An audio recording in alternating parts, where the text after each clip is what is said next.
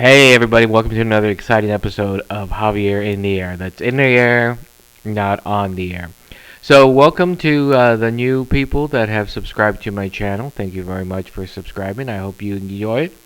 Please let me know. I'd love to hear feedback from everyone and anyone about anything that you've watched here. Any thoughts, suggestions, comments, feedback, anything like that. I'm still coming to you from my old laptop, from my old location. I did manage to get the newer laptop in to be serviced, so I'm still doing it old school from the old laptop. Plus, I'm a little under the weather, so forgive me if I sound a little snotty, a little darker than normal, lower than normal, and coughing up some good nothing. It's just a dry hacking cough. I am COVID negative, so it's not COVID. So I'm happy about that, but it is, possibly could be RSV or the flu or something like that. So anyway, here's the thing. We're gonna keep this one short because we're gonna have I'm gonna have the Christmas episode, and I want to have some good stuff for that. So I will have this week. I do have Trashy Hood, just a couple of days. I have a new Bottom Line, and once again, we'll talk about that during Bottom Line. And then I have a Spirit Time as well, and a Zen. I think we'll do Zen before the Bottom Line, and then we'll do the Bottom Line, and then Spirit Time. So let's get to it right away. I did have some feedback for some people asking about how often I do things, and if I'm going to continue the Trashy Hood through 2023. Since I've gotten most good feedback from Trash in the Hood, which for those of you who don't know, I wander around my neighborhood to get my exercise in by getting my walking in, and then I also pick up trash along the way. So I have these grabbers that I grab so I don't physically touch anything with my hands, though I do pull it out later on with gloves, wash my hands afterwards, and I post it on nextdoor.com as well. So not as a stick it to whoever is throwing out all this junk, but maybe as a happy reminder for people that you can do something, and by picking up some trash as you're walking out there anyway, why not do that and help out your neighborhood? So I have the Trash in the Hood. So in fact, let's go to that now and see what I got this week.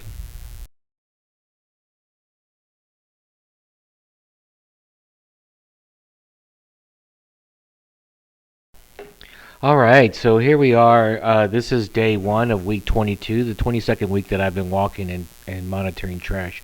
See, there's a little plane at the bottom there. There's a bunch of cigarette butts at the right. A baseball cap, which was interesting. Some beverage cans, beverage containers.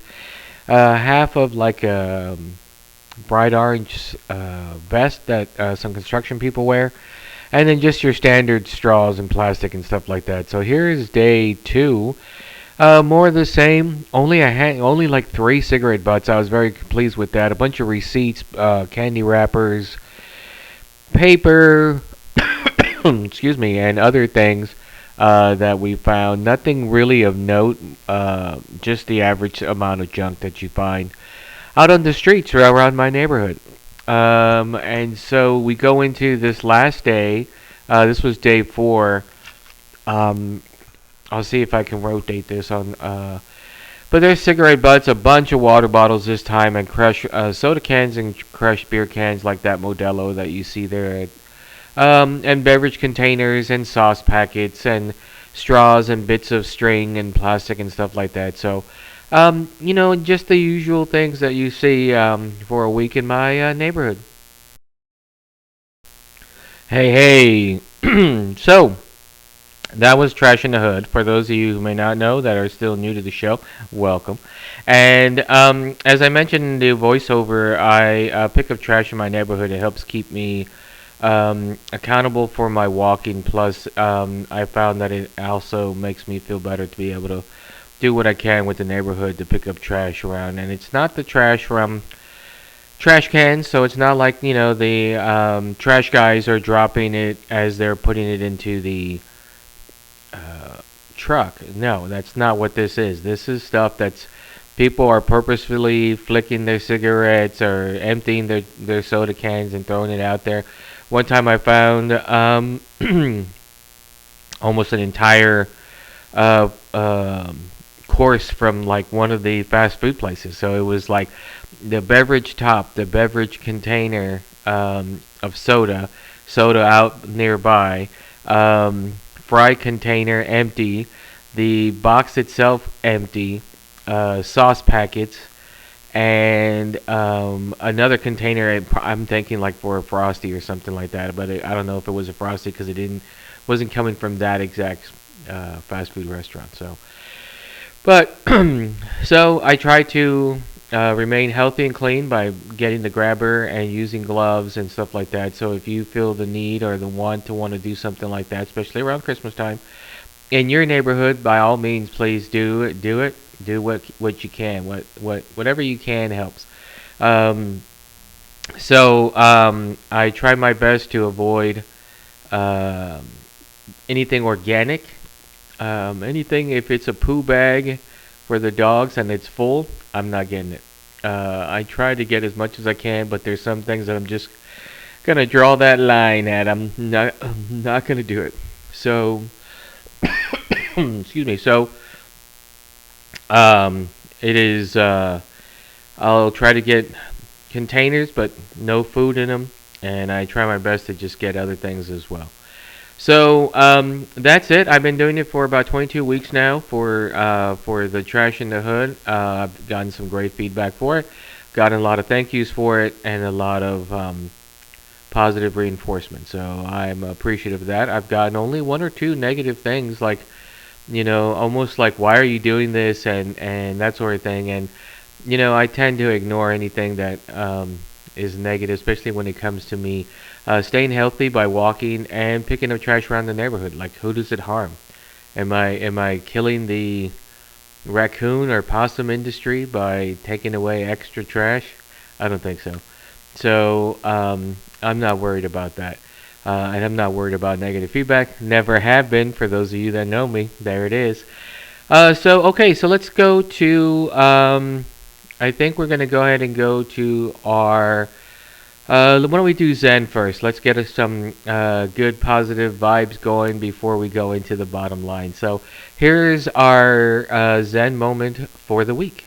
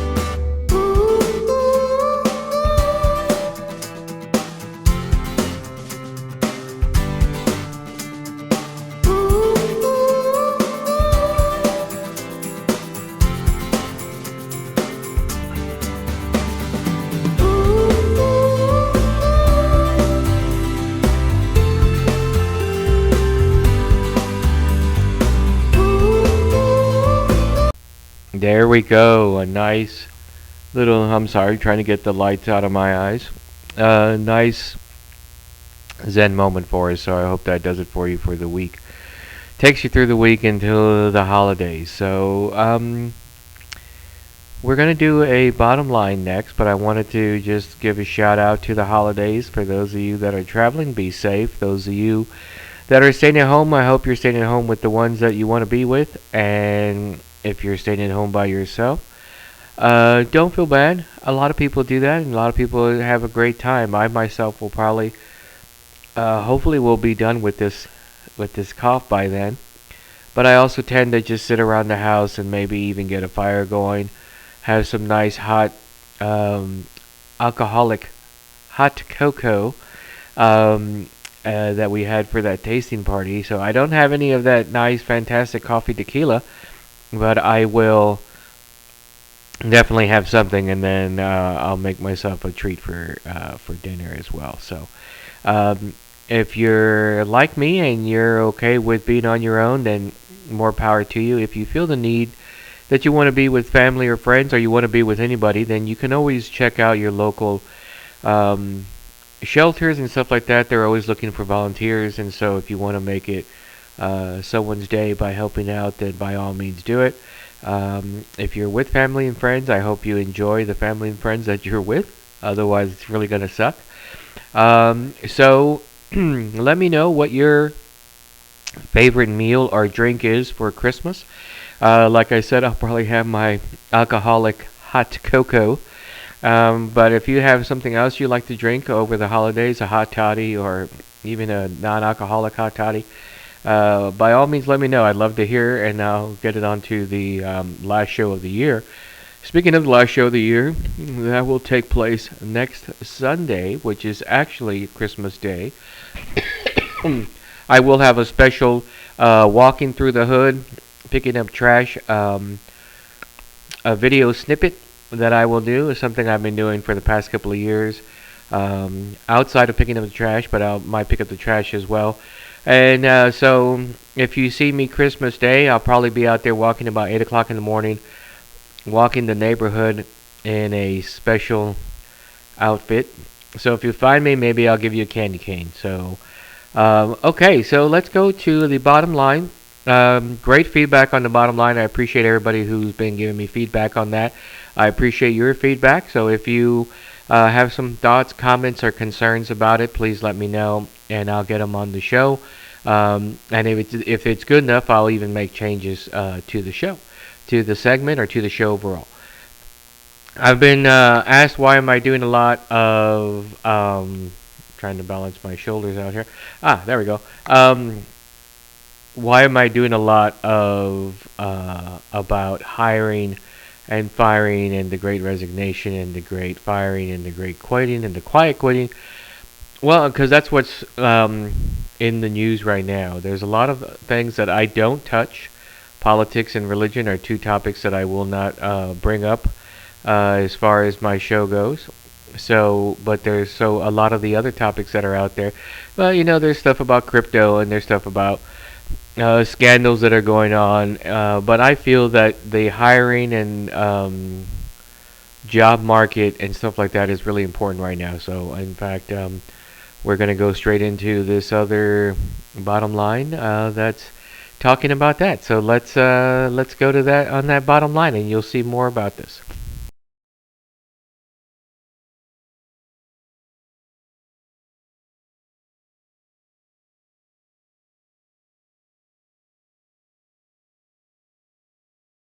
I thought it's best to remove my glasses for this episode, this segment, I should say.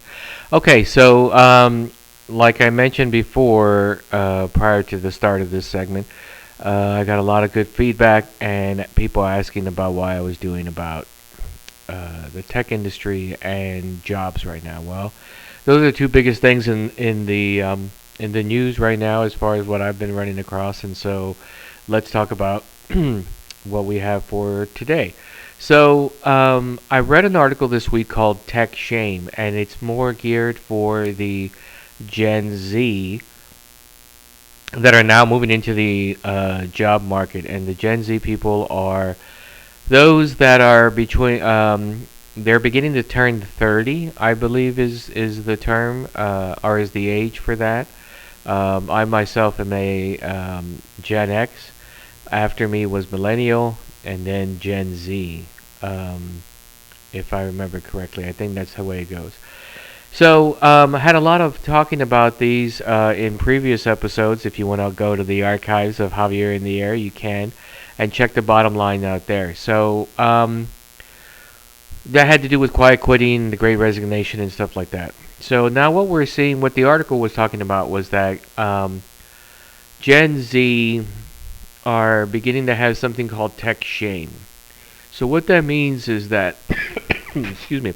What that means is that they are, because they're of a generation that never uh, not new computers. There were always been a computer of some sort in their lives, and like good computers, not just Pong and the TRS-80s that I had back in the 70s and 80s.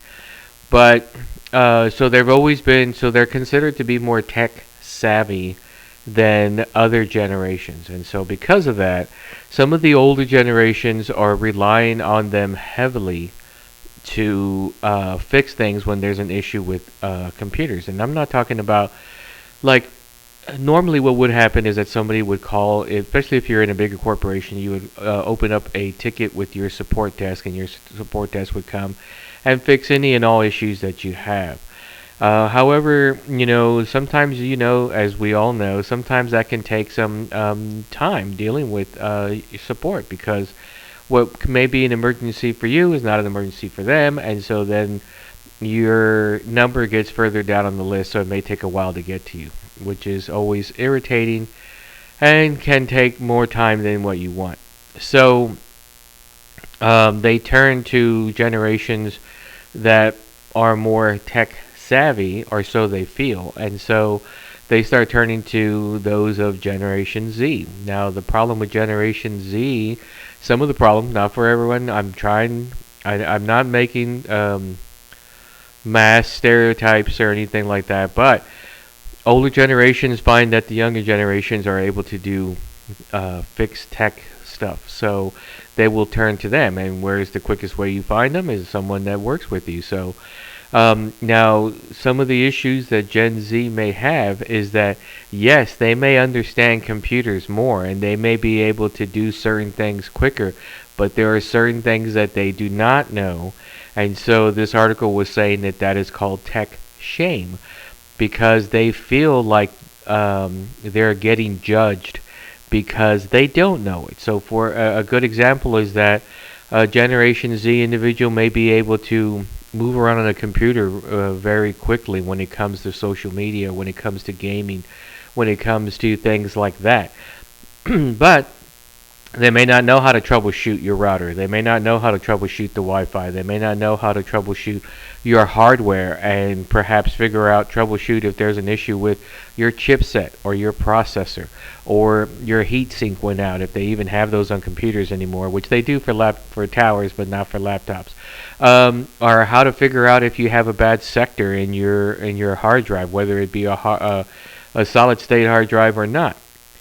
These are some of the things that older generation of individuals who do not have computer knowledge expect younger generations to have that knowledge.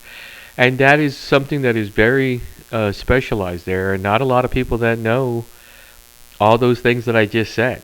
So, but they are come to expect that of somebody who's been with computers their entire lives. And then the shame comes in because Gen Z individuals are feeling shame from people judging them, because they're like, what do you mean you don't know how to do that?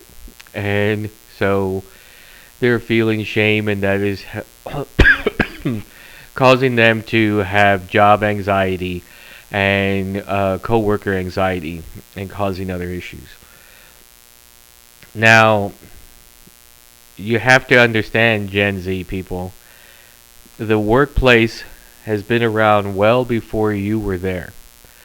A lot of these issues come to every generation. Unfortunately, the younger the generation, the more the generation above you expects you to know more about computers.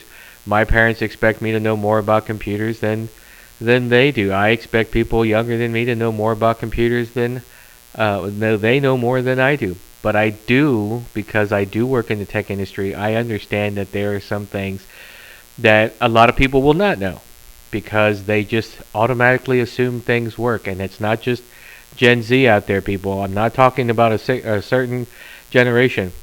Everybody does it. Everybody just expects things to work, and then when things break, they freak out. Now, speaking to the younger generation, don't worry about try not to worry about and get anxiety about not knowing. Tell them, yes, I know a lot about computers, but I don't know that. And that's okay. they'll have to accept that. They didn't know it, so why should they expect you to know it? I guarantee you, most people don't know how a record works. Older generations talking to now don't know how the compact disc actually works. It works, but they don't know how it works.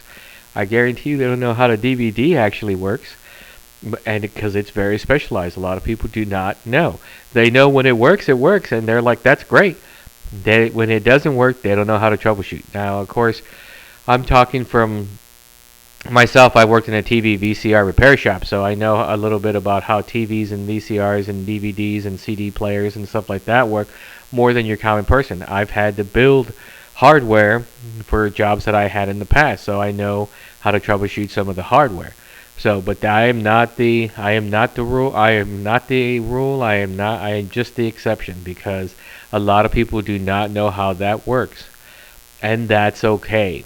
So, when you're in your job and you're doing your job and you're doing your job well and people start coming to expect certain things from you, it is okay to tell them you do not know. That's how we learn. I do not know, but I'll get the answer for you. Or I do not know, but I know so and so does, because that is how we learn. So don't think of it as tech shame. You should never look at it as being shamed because you don't know something. You should only feel shame if you say you know something and you don't know something. So bottom line is this: if you know it, do it. If you don't know it, it's never a problem, should never be a problem to say, I don't know. But you can always follow up with, but I'll find out. And that, my friends, is what's going to help you along your career by always following that simple rule. And that's the bottom line. Okay, so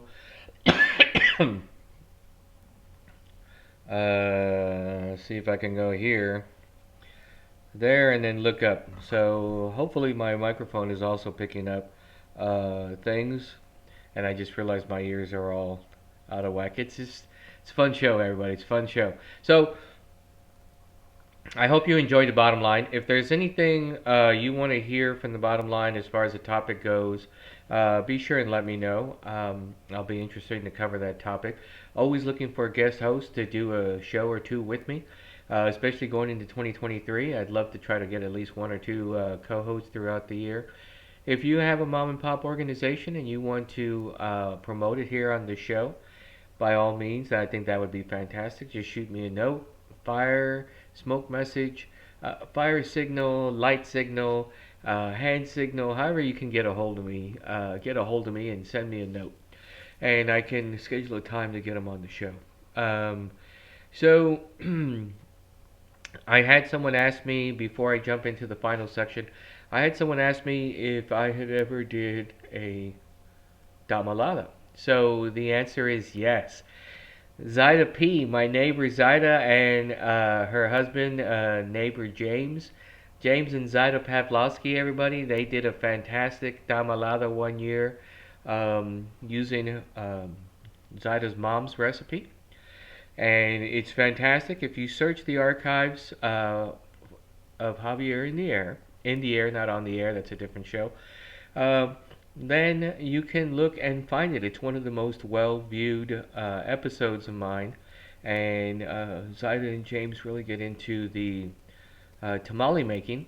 And so, by the way, tamalada is basically making of the tamales. So, so there you have it. So, yes, I did. Zaida and James Pavlovsky's Tamalada. If you do the archive, just search for tamales.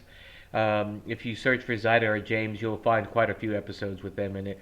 But look up Tamalada or Tamales, and you'll be able to find that one. It's a great episode.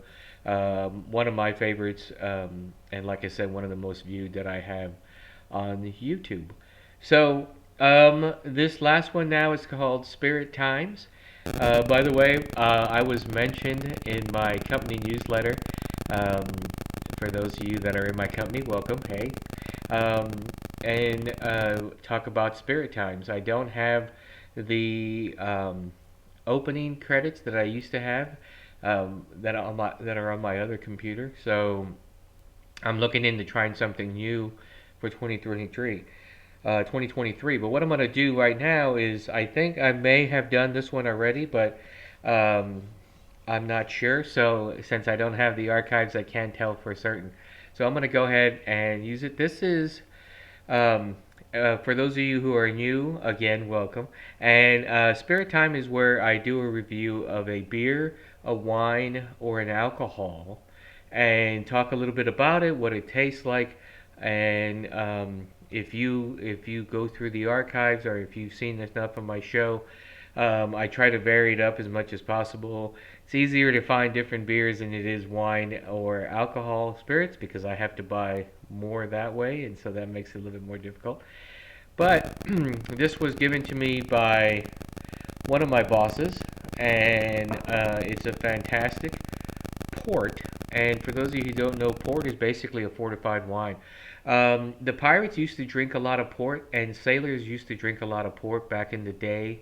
Reason being is that it stays, it's easier. It doesn't break down as much as far as like degradation goes, and ruins it like beer would. It adds rum to it. That's usually what the fortified wine is that they add rum to it. And so it also makes it easier for traveling for long periods of time. So you could put these into barrels just like wine. The problem is that wine has a tendency to keep fermenting in there. So you could have wines blow up over a long voyage, or you can have them go bad because they are fermenting in there and they go beyond a certain point of fermentation where then it becomes vinegar instead of wine. So what the rum does is it kind of stops the fermentation process. When you make rum, you make rum. You're not making rum in port. You have rum and you add it to wine to make port. And so it pretty much halts the fermentation process, so it makes it easier for it to be handled for long voyages. It's not going to ferment in the bottle. It's not going to ferment in the barrel once you already have the rum inside it. So there's many different kinds of port, ranging from light white to your dark red. This is a tawny port, which is more of a dark brown gold color, which is hard to tell on this camera. It doesn't come out as well on there. In fact, it looks black coming out of this green bottle, or black in this green bottle. So I'm gonna pour some here. I don't want to pour too much because I am not feeling well, even though this may help out. You never know.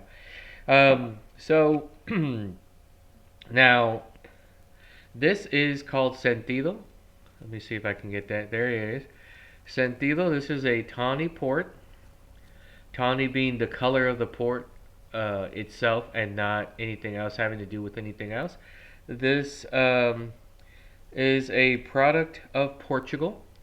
And in fact, most, if not all ports, from what I remember, are called port if they come from Portugal, or they're processed mainly in Portugal. It's kind of like the champagne has to come from Champagne, France, or it has to be called sparkling wine as far as selling it goes. Okay, so you can see it here. I don't think I can get a better light on there. Maybe I can. Let me see. Let me try something while we're at it. So I'm gonna try to. There you can see it's more of a brownish gold color, and actually it looks kind of red um, in my eyes today. Excuse me. Pick that back up. So here we are, Sentido Port. This has been aged 10 years. And also the aging also helps. So the aging is still, it gets to a certain point, and then it fermentation basically stops because there's ways of stopping it. It can over a long time you can have it fermentation kick up again, but then it's no longer really a port. It starts getting into different things. So anyway, we won't go into that. We're here. for the Sentido port. Skål, everyone.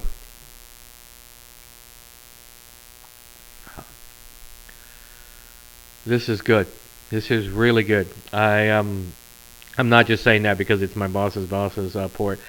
He and I talked about this. It's really good. Really good taste to it. Good finish. It's not overpowering. You still get to taste the wine. You get that little nice light burning that you normally get from a heavier rum or alcohol. This is 80 proof, by the way. So I think it's 80 proof. Let me make sure if I can see it. I don't think it says. So most ports are 80 proof though. So I'm gonna. Oh no, I'm sorry. I'm sorry. This is 40 proof. So I'm mistaken, y'all. I've been known to be mistaken. So this is actually 36 proof, which is pretty high when it comes to wine.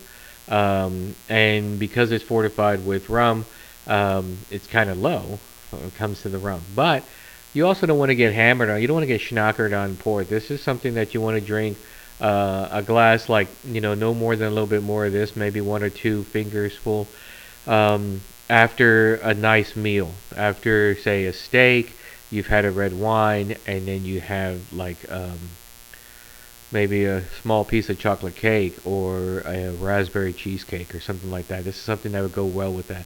It's not overly sweet if you get a tawny port. Ruby ports are a little bit more on the sweet side, so you could add that as well. What you could do also is you can take that raspberry cheesecake and drizzle a nice ruby port over it as well, and then serve it like that. I've done that before. It's very nice. So not really opening up my sinuses, but it's doing well for the cockles of my heart. So I'm gonna give this, as I give most ports, I'm gonna give this a 7.5 out of 10 thumbs. So 7.5 thumbs out of 10. Really good. You can find this at your local liquor store, I'm sure. Sentido, Sentido. This is Sentido port. And so that is our spirit times for today.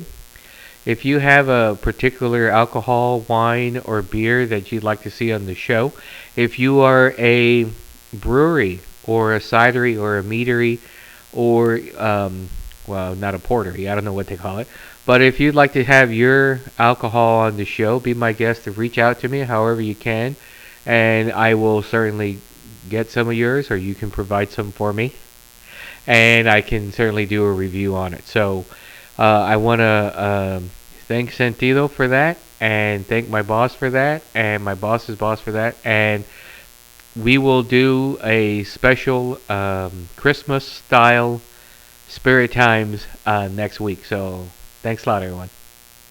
Okay. Well, that's it for this week, everyone. I want to thank you for making it to the end. If you fast forward to get to the alcohol part, you might want to watch the first part. If you watch the first part and you don't watch the second part, you might want to watch the second part. You never know. You might find something that is something that you're interested in. I want to thank all the newbies that have been come on the last couple of weeks. Thank you for watching the show. I hope you appreciate it. Been getting some great feedback and comments about the show. Questions about why I do certain things and why aren't I doing other things that I may or may not incorporate in 2023. I'm always looking for new ideas to get more interest in the show. And I just had a great suggestion from someone about pulling out the audio and seeing if I can start doing a true podcast, which is just audio, and seeing if I can post that on other places so that they may come to my YouTube channel. So I hope everyone, I know a lot of people are off starting this weekend, are starting this last week, and they're off through the holidays, so I hope you have good holidays. I hope you'll come back and see my last episode of the year, and that will be on Christmas Day. I'll have a special, May even have some guests chime in, or previous guests chime in. And I think that would be great if I can get some. So we'll see what I'm gonna do. I don't even know exactly what I'm gonna do, but I know it's gonna be special. So hope you have a good week. If you're off, have a good week off. If you're having to work like me, have a good week on. And I will see everybody in about 7 days. Take care, everyone. Thanks a lot.